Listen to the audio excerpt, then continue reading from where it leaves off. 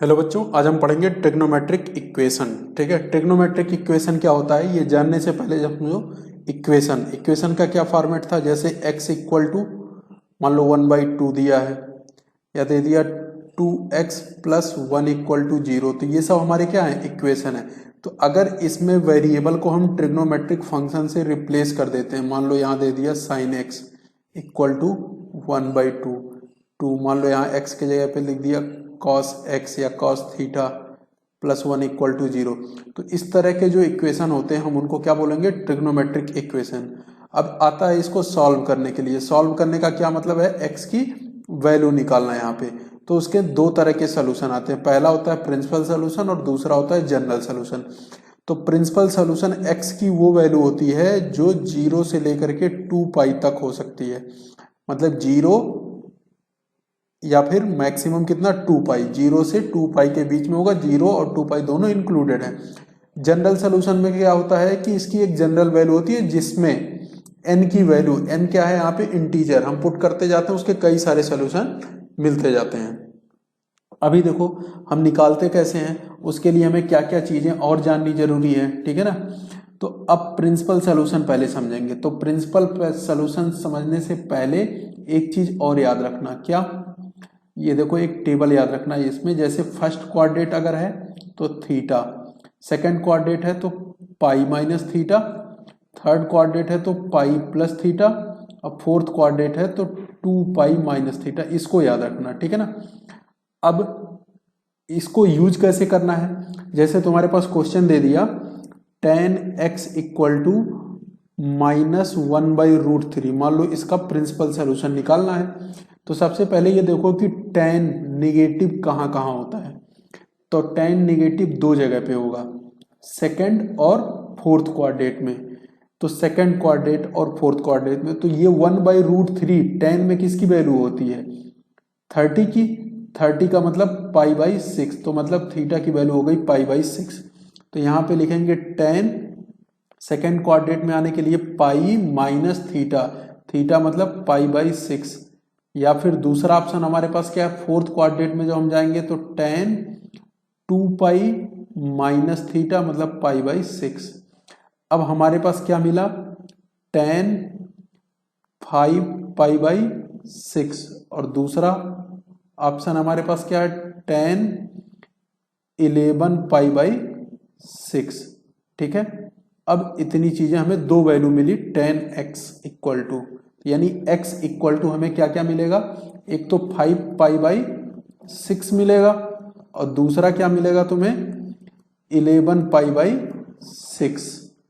तो यही दोनों वैल्यू हमारी क्या होंगी, प्रिंसिपल सॉल्यूशंस होंगे, ठीक है ना। इतनी बात तुमको क्लियर हो गई। अब एक क्वेश्चन और इस पे कर लेते हैं। मान लो cos x इक्वल टू दिया था 1/2, cos x इक्वल टू 1/2, अगर ऐसा कुछ दिया तो cos में पहले ये देखेंगे पॉजिटिव कहाँ कहाँ पे होगा, तो फर्स्ट और फोर्थ। तो फर्स्ट में कैसे थीटा, फोर्थ में कैसे 2 पाई माइनस थीटा, और यहाँ पे थीटा की वैल्यू cos में ये 1/2 किसकी वैल्यू होती है 60 मतलब पाई/3। तो यहाँ पे तुम क्या पुट करोगे, cos, देख लो फर्स्ट क्वाड्रेट में तो डायरेक्टली पाई/3, और दूसरा ऑप्शन हमारे पास क्या था cos, फोर्थ क्वाड्रेट में 2 पाई माइनस पाई/3। तो ये मिला क्या हमारे पास cos पाई/3, और दूसरा और करके cos 3 2 जा 6 तो घट गया तो 5 पाई/3, ये मिलेगा हमें cos x। तो यहां से तुम x निकाल सकते हो। x इक्वल टू क्या आएगा तुम्हारे पास, x इक्वल टू पाई/3 आएगा और दूसरा 5 पाई/3 आएगा। तो ये इसका क्या हो गया, प्रिंसिपल सॉल्यूशन हो गया। अब देखो इसके बाद समझो कि हम जनरल सॉल्यूशन कैसे निकालेंगे। तो जनरल सॉल्यूशन निकालने के लिए हमें फार्मूले पता होने चाहिए, ठीक है ना। अब वो फार्मूला क्या है वो मैं लिख रहा हूं, फिर तुम्हें समझाऊंगा, ठीक है ना। फार्मूला, अब देखो इधर पहला फार्मूला क्या है कि अगर साइन x इक्वल टू 0 होगा तो x इक्वल टू लिखोगे n पाई। दूसरा फार्मूला क्या है, अगर cos x इक्वल टू 0 होगा तो x इक्वल टू 2n+1 और बाहर π/2। ठीक है, ये हमने लिखा क्यों, एक बार ये भी बता देता हूं तुम्हें। साइन जो होता है इस वाली हॉरिजॉन्टल वाली लाइन पे हमेशा 0 होता है, ठीक है ना, यानी 0 होगा तब भी 0, पाई होगा तब भी 0, फिर इधर से वापस जब चलोगे 0 पाई, फिर आएगा 2 पाई, फिर इधर आओगे तो 3 पाई, फिर इधर जाओगे तो 4 पाई, फिर इधर जाओगे तो 5 पाई। इन सब पे साइन 0 होता है, तो ये 1 पाई 2 पाई 3 पाई मतलब n पाई।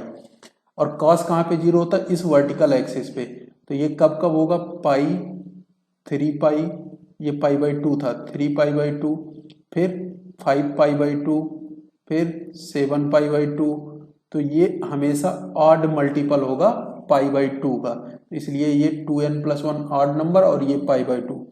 तीसरा tan x इक्वल टू 0, तो जब जब साइन x 0 होगा तो tan x भी 0 होगा, तो इसलिए इन दोनों का सेम होता है, x equal to n pi.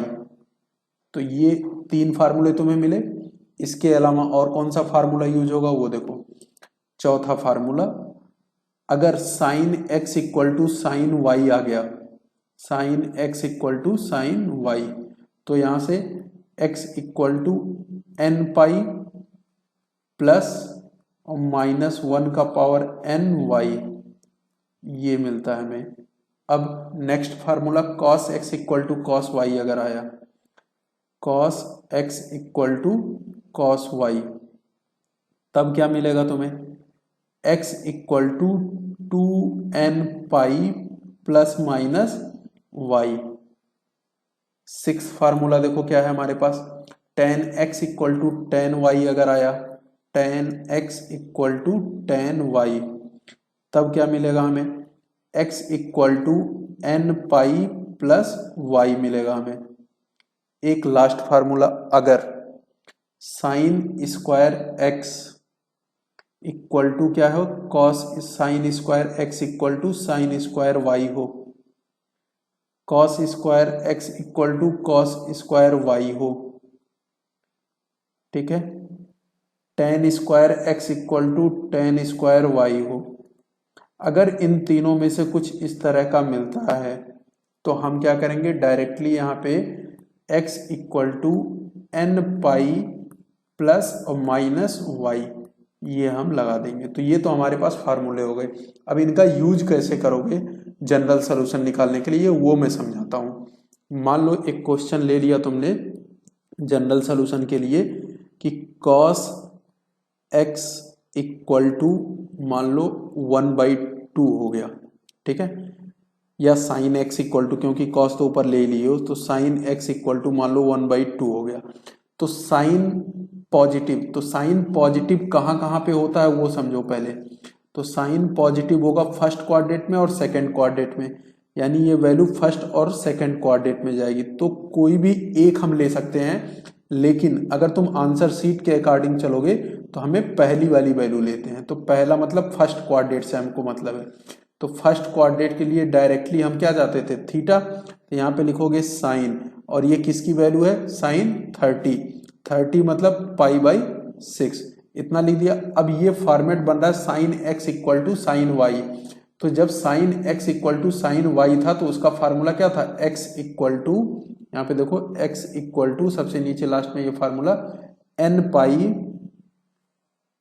Plus और -1 का पावर n वाई, y के प्लेस पे यहाँ पे क्या आएगा π/6, तो इसको हटा करके यहाँ पे क्या लिख दोगे π/6। तो ये हमारे पास इसका आंसर मिल गया। अब देखो इसी तरह से और कोई क्वेश्चन, जैसे मान लो tan में ले लिया या cot में ले लिया, कोई भी ले सकते हैं। जैसे tan x इक्वल टू मान लो -1 आ गया, ठीक है। तो अब tan कहाँ कहाँ निगेटिव होगा, सेकंड और फोर्थ में। तो हम पहले किस में पहुंच रहे हैं, सेकंड क्वाड्रेंट में, तो हम सेकंड वाली वैल्यू लेंगे। सेकंड क्या होता था, पाई माइनस थीटा, ठीक है।